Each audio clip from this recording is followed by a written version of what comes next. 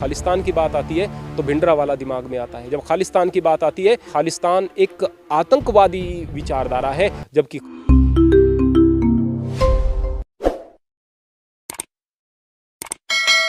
नमस्कार, स्वागत है आप सभी का हिंदुस्तान 24 पर और मैं आप सबके साथ विपिन चौधरी।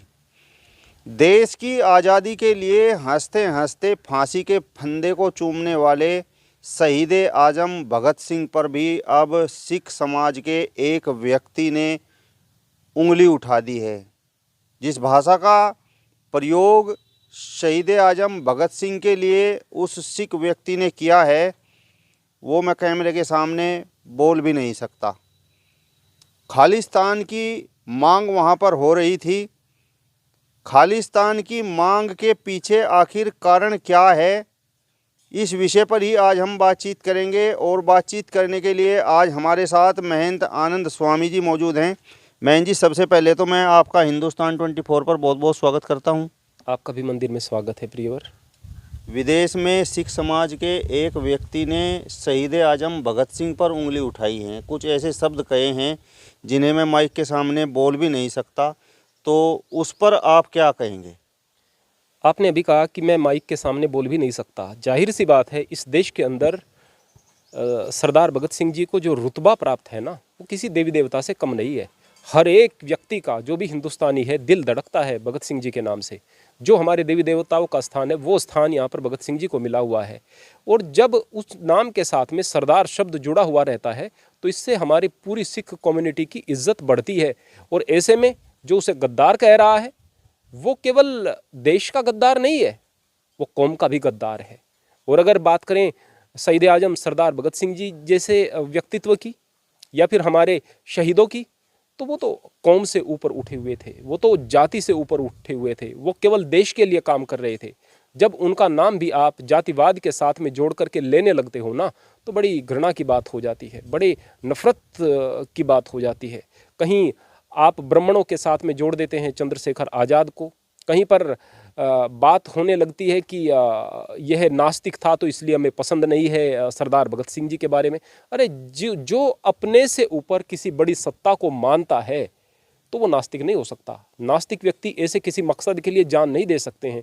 किसी मकसद के लिए जो जान दे रहा है और वो मकसद बड़ा पवित्र है, तो अपने से ऊपर किसी सत्ता को मान रहा है। तो जिस प्रकार से कोई अपने भगवान को कोई नाम दे रहा है, कोई अपने ईश्वर को कोई नाम दे रहा है, उसने अपने ईश्वर को ही अपना देश बना लिया था, या अपने देश को अपना ईश्वर बना लिया था।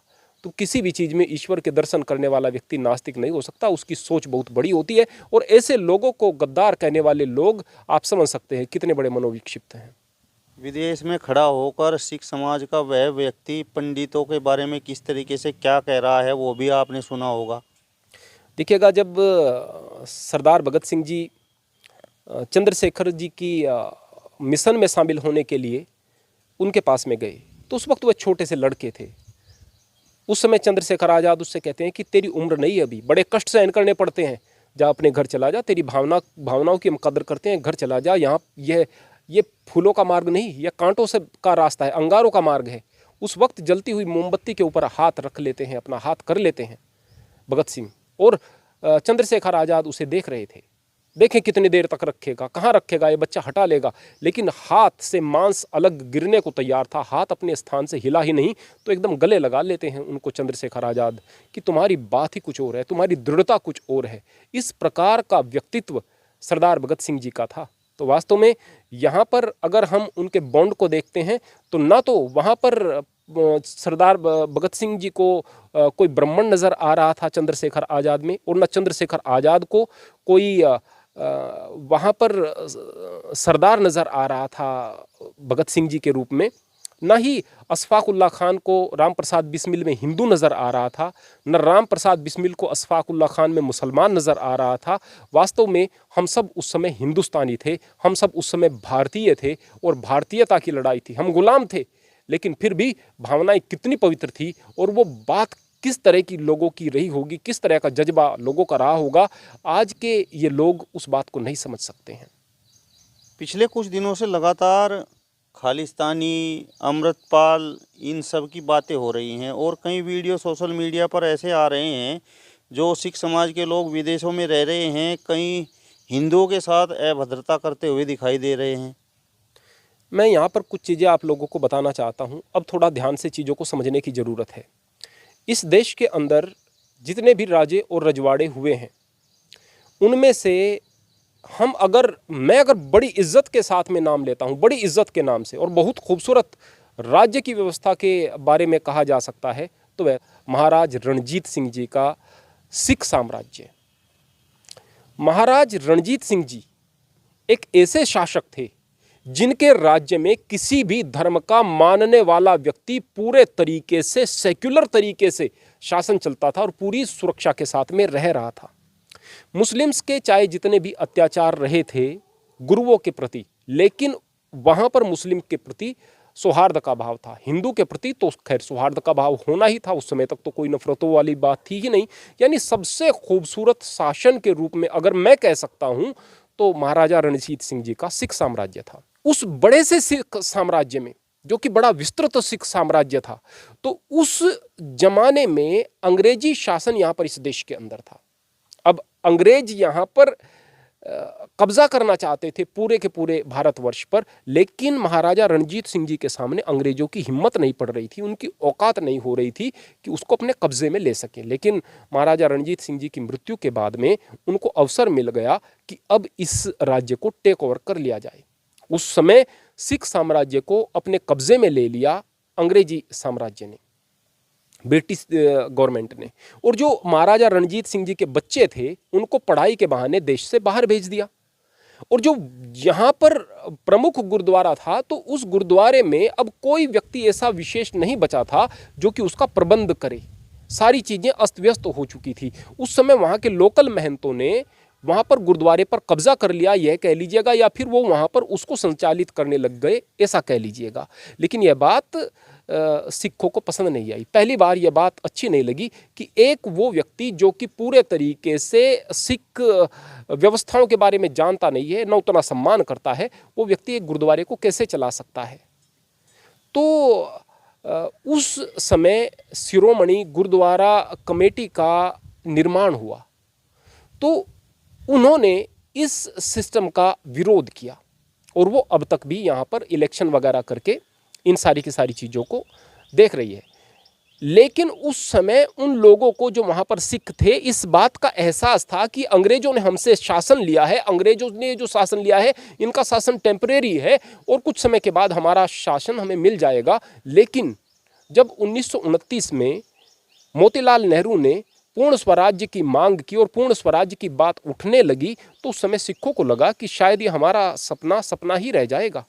अब हमारे लिए हमारा कोई अलग से हमें राज्य मिलेगा ही नहीं।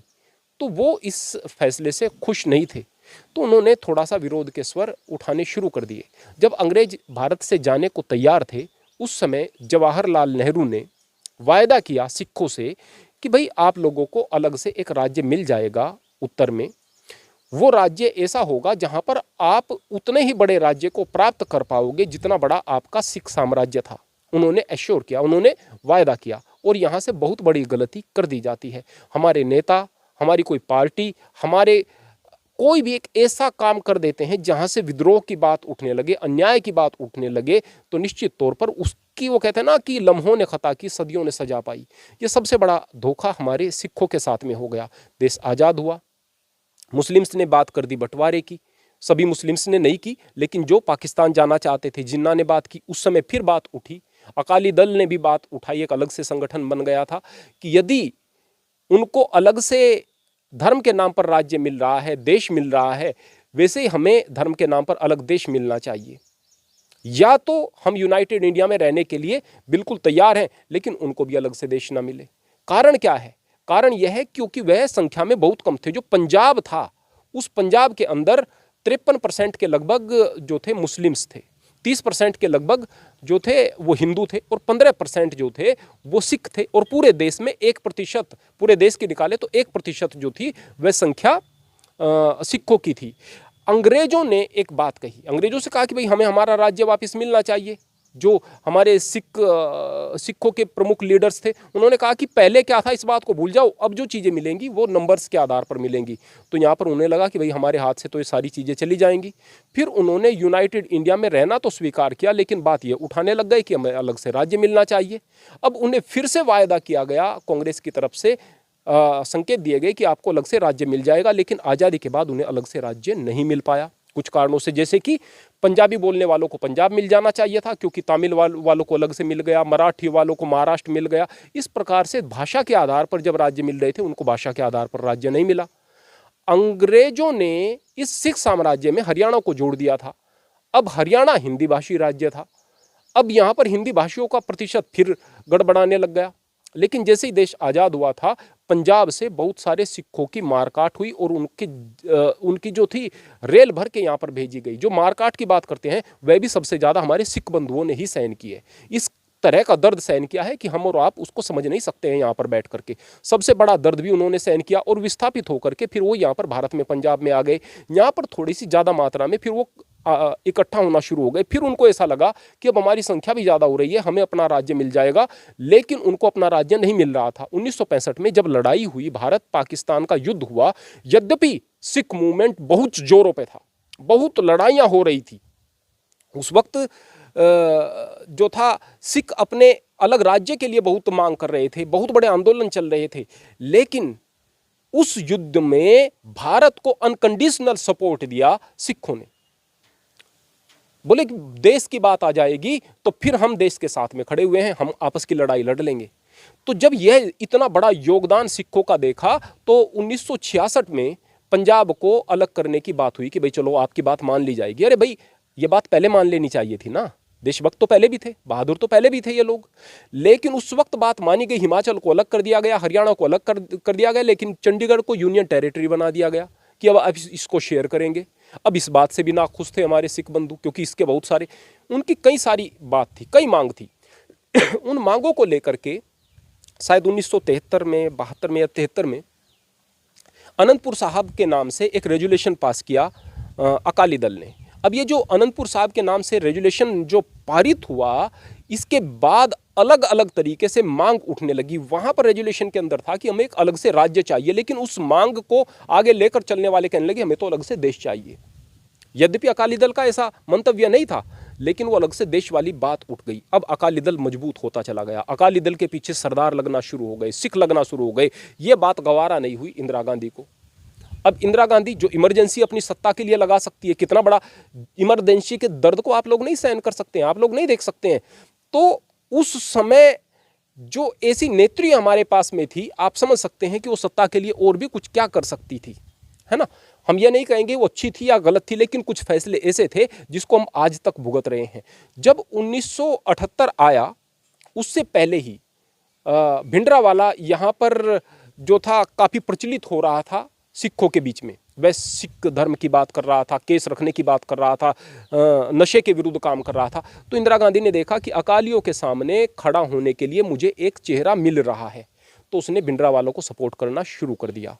और भिंडरावाला जो कि सरदारों के अंदर दो कम्युनिटी विशेष रूप से थी, एक तो निरंकारी और दूसरे सामान्य सिख।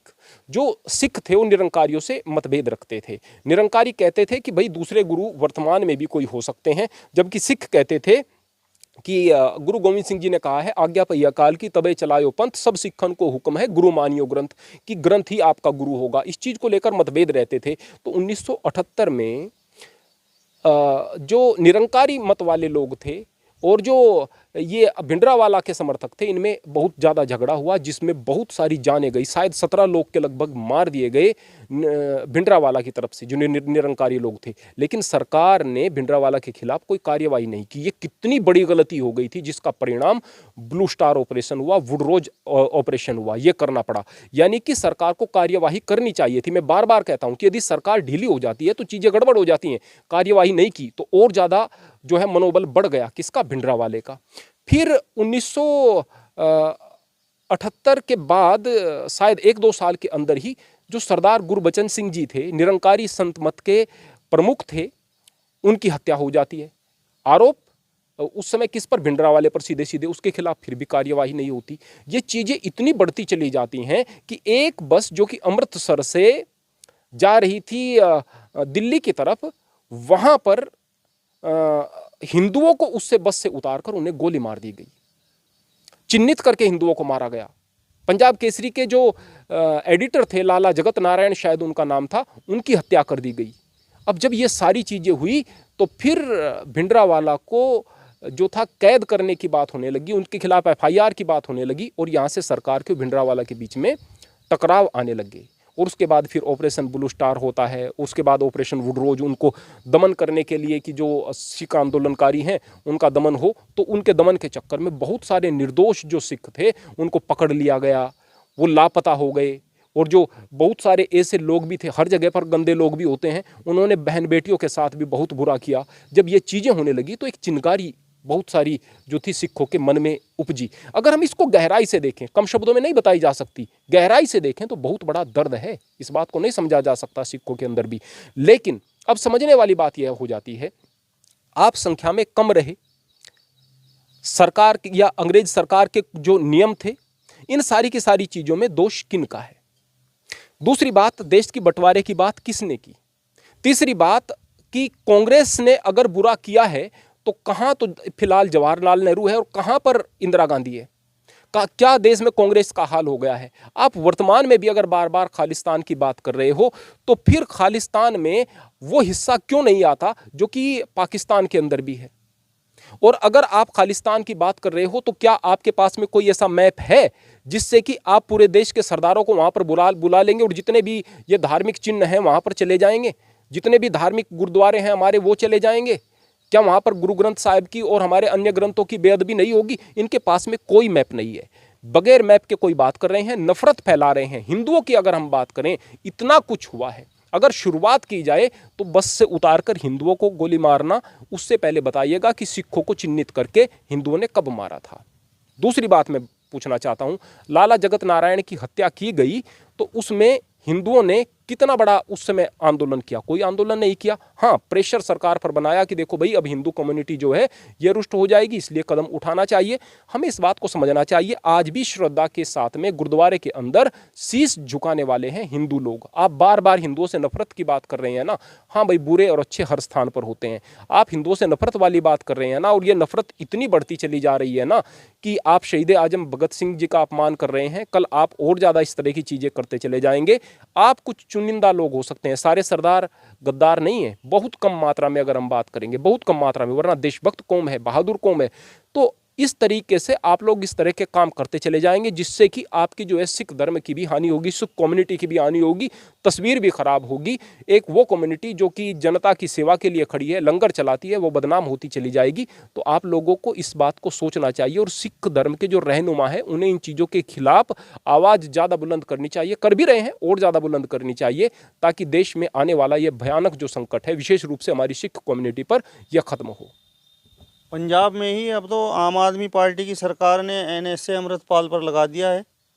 देखिएगा, सरकार अगर कठोर कदम नहीं उठाएगी तो फिर आगे ख़राब परिस्थिति के लिए जिम्मेदार उसे होना पड़ेगा। यहाँ पर मैं खाली ये नहीं कहूँगा सरकार ने लगाया है, उसमें केंद्र सरकार का भी, कोर्ट का भी और बहुत सारी चीज़ों का जो है रोल होता है। तो सभी लोग मिल कर के ऐसे लोगों के खिलाफ कार्यवाही करें जो कि बहुत सारी माँओं से उनके पुत्रों को बिछाड़ने का काम करते हैं, जो बहुत सारी गरीब आदमियों पर अत्याचार हों, इस तरह की परिस्थिति पैदा करते हैं। जब भी किसी कौम के खिलाफ कोई काम किया जाता है, आंदोलनकारियों के खिलाफ कोई काम किया जाता है, उस समय भीड़ के खिलाफ काम किया जा रहा होता है। एक एक आदमी को चिन्हित नहीं किया जा सकता, निर्दोष लोग भी मारे जाते हैं। जो कार्यवाही करने वाले लोग होते हैं वो केवल सामान्य लोग हैं जो बहुत पढ़ लिख करके कोई आईएएस तो नहीं बन रहे हैं, उनमें कुछ उपद्रवी लोग भी होते हैं, बहुत सारे अन्याय हो जाते हैं। तो इस बात को समझना चाहिए कि वर्तमान समय में हम एक ऐसे मुल्क के अंदर रह रहे हैं जहाँ पर हम मिलजुल कर रहे हैं तो ये देश आगे बढ़ेगा और हम लोग सुरक्षित रहेंगे। जाति से और धर्म से बाहर उठना पड़ेगा। जो लोग झट से उठकर कट्टरवाद की बात कर देते हैं ना, या बात हिंदुओं की या मुसलमान की या सिख की कर रहे हैं, वो दूर तक की सोचने वाले लोग हैं ही नहीं। उनकी सोच बहुत छोटी है, वो देशभक्त व्यक्ति हो ही नहीं सकते क्योंकि सोच बहुत छोटी है, अध्ययन बिल्कुल भी नहीं है।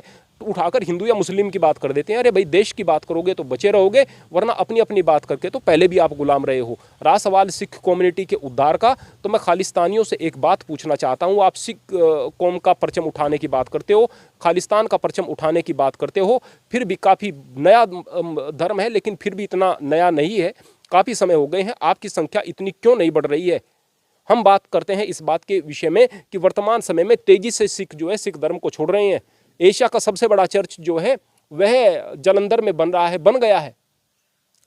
आप लगातार अपनी संख्या को कम किए जा रहे हैं। सिख धर्म के प्रचार प्रसार के लिए, सिख धर्म की मान्यता के लिए आप कर क्या रहे हैं? केवल यहाँ पर और लोगों को मरवाना चाहते हो, और लोगों की जान लेना चाहते हो।